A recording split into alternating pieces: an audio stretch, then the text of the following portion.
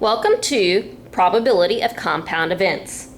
So what we're going to talk about, if you remember compound sentences, we did compound inequalities, where we're combining things with the word and or. So in this case, we're going to have more than one event instead of just the probability of pulling one ball out of a bag. Probabilities, we know, is how often something happens. So the number of specific objects, or how many of whatever object it is, over the total amount of the objects. So in here, what we need to know. First compound event, two or more events. If we see the word or, you're going to add the probabilities. So you're going to find the probability of both of the events and add them together. Now, the only problem is sometimes when you add these two probabilities together, the probability of a certain object would be counted more than once. So we have two things we have to think about. Are the events mutually exclusive? So there's nothing in common between the two events. So for example, if I'm drawing a colored marble out of a bag, if I pull a blue one out, it has nothing to do with me drawing a yellow one out. Those are two different events. Or if I'm doing a deck of cards, that if I want to pull a king out or a jack out, I do not have any of those that are in common, so those would be mutually exclusive. Overlapping most of the time, or a lot of the times, happens when we're dealing with a deck of cards. So if I want the probability of pulling out a heart or a king, well, because there is a king of hearts, it would be counted under the probability of being a heart and a king. So what we do is we subtract what is in common.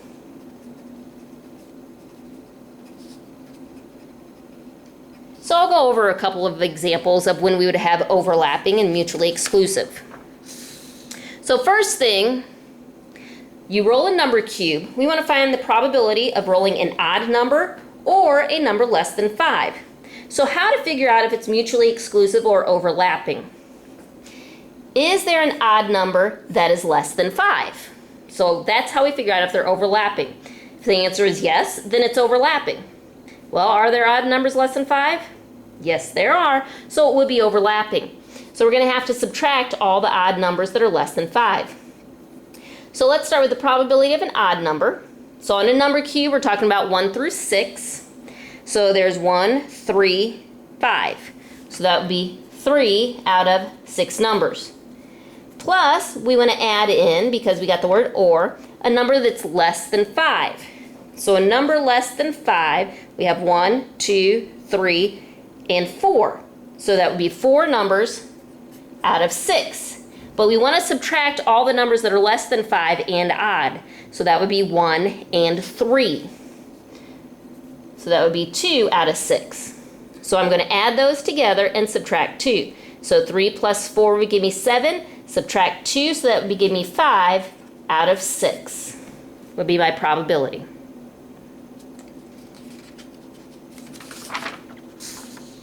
So the next one I'm going to talk about here, using a standard deck of cards, what is the probability of drawing a 3 or a black card? So again, to figure out if it's mutually exclusive or overlapping, ask yourself, is there a 3 that is a black card? If you know your standard deck of cards, yes, there are 2 3s that are black, so we're going to have to subtract those. So in a deck of cards, there's 52 cards, there's 4 suits, so that makes 13 cards in each suit. So those are some things to keep in mind. So the probability of drawing a 3, because there's 4 suits and there's 1 3 in each suit, there would be 4 3s out of a total of 52 cards. Since we have the word or, we're adding. And then black cards. Well, if there's 13 in each suit and there's 2 black suits, that would give us 26 black cards out of 52. Now we want to subtract how many 3s are black. Well, because there's 2 black suits, there would be 2 black 3s, so we're going to subtract 2 out of 52. So we do 4 plus 26, which would give me 30, minus 2, which would give me 28 out of 52. Notice that I never reduce my fractions because I want to keep the common denominator. But now I'm going to reduce my final answer. I know that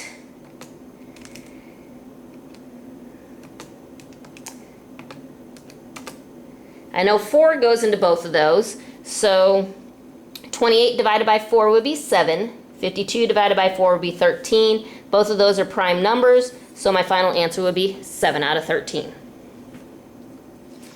Now, I want to talk about the other word when we have a compound event, the word and. So if you see the word and, you're going to multiply the probabilities. Now, there are also a couple of situations we need to worry about in this. An independent event does not affect the other, and a dependent event where your first event changes the total for the second event. So for an example, independent events, when you're rolling a dice and tossing a coin. Whatever you roll on the first dice has no effect on however you toss the coin. Same thing if you're rolling 2 different dice. It doesn't matter what you rolled first, you still have the same amount of numbers on the second one. The dependent event most likely is when you are pulling a sock out of a drawer, you're pulling a ball out of a bag. Once you pull one ball out, if you don't replace it, there is a different amount of balls still in there. So that would cause it to be a dependent event. So if your total is going to change. So example 3 here, I have you roll 2 dice. What's the probability of rolling a 3 on the first die and an odd number on the second die? Because we're using the word and, I don't worry about the last one where we had overlapping.